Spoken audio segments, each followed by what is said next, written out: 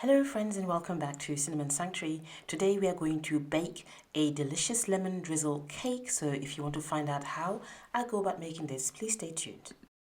Next we are going to prepare a loaf tin by buttering and flouring it. So I'm just spreading some melted butter all over the tin, and this is going to be followed up by about a tablespoon of flour that we're going to shake all over and make sure to coat all of the inside of the tin.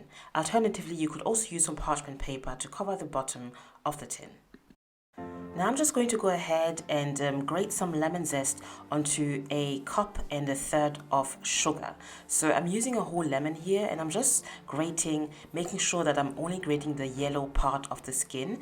We have to ensure that we don't grate the white part of the skin because you'll find that it is actually quite bitter.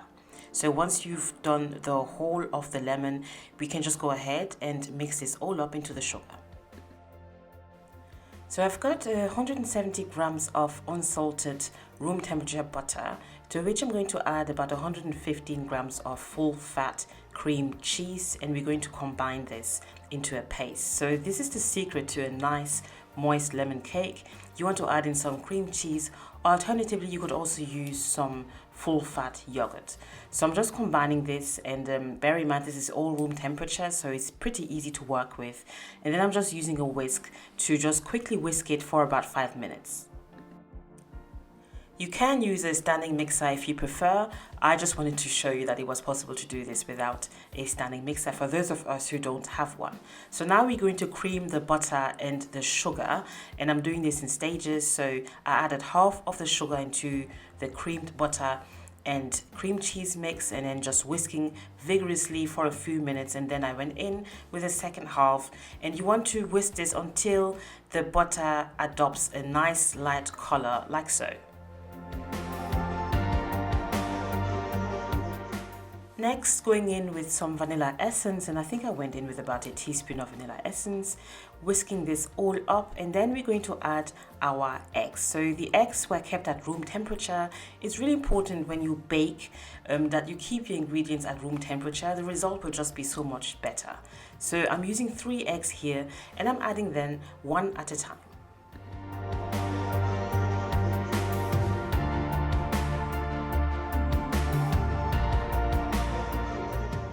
Our wet ingredients are ready for now, so we can set them aside and prepare our dry ingredients. So I'm just combining a cup and a third of plain flour, followed by some baking powder, baking soda, and a pinch of salt.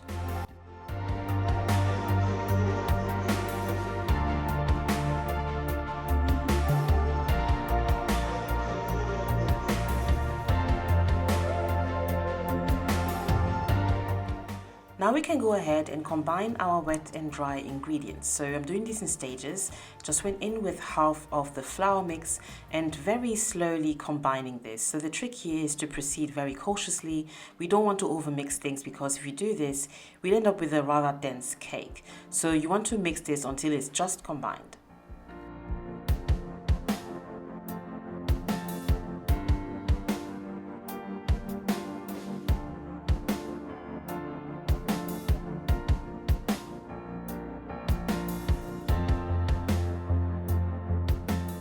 Finally, the butter can be transferred onto the loaf tin that we prepared earlier, and meanwhile our oven has been preheating at 180 degrees Celsius. So once the butter has been transferred, just make sure that you flatten everything up, and then you can transfer this onto the oven for about 60 to 70 minutes. As I always say, all ovens vary greatly, so in my case it took me about 1 hour and 20 minutes for the cake to bake, so it might take you less than that or a little bit longer depending on what type of oven you have. So I inserted a knife into the cake, and as it came out clean, it tells you that it is ready. Let it rest for about 10 minutes, and then it will be ready to be extracted from the loaf tin, and you want to proceed very carefully like so.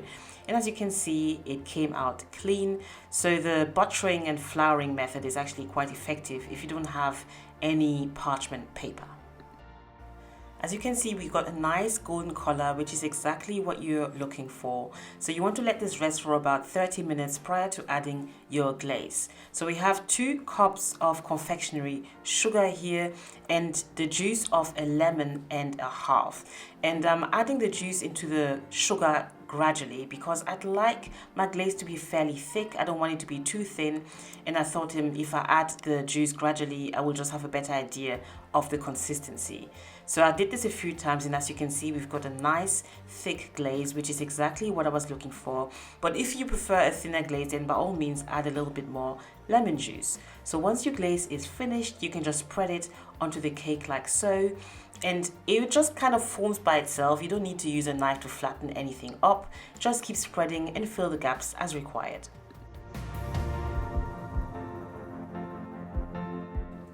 And here we have it, perfection. I'm really happy with this.